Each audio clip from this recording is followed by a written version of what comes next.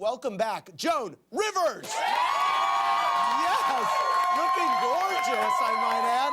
You know, we had Joan Rivers on a lot, and that, for me, having Joan on, she was on about a month before she passed away, and for me, having her on was always that was always a moment where I would take a deep breath before the show and say, you have to remember where you came from, because I was the kid in St. Louis, 13 years old, watching Joan Rivers. It was like Christmas when Joan Rivers came out and was guest hosting The Tonight Show.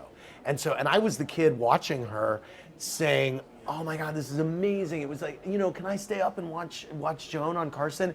Here I am hosting my own show, and she guested a bunch of times on my show and was always so generous and gracious with me. And I actually spent all summer long pitching a show that I was to produce that she was to star in. So she and I were pitching a show together that I was going to produce for her. You were going to produce a show. What's your problem with Joan? Yeah. What was the concept? The concept was that Joan, it was like a Judge Judy type show where Joan was Judge Judy and she would sit in judgment of people's problems. The problems that people would come to her were problems I think that we've been dealing with on The Real Housewives for years. So, you know, my mother-in-law hates me, or my daughter hates my boyfriend, or my friend ruined my daughter's bat mitzvah, or, you know, things like that. So she would get in, and they were grist for the mill of things that Joan had been talking about in her stand-up for years as well. So it seemed like, I think we would have sold it. I think it would have been a good show, and she loved it.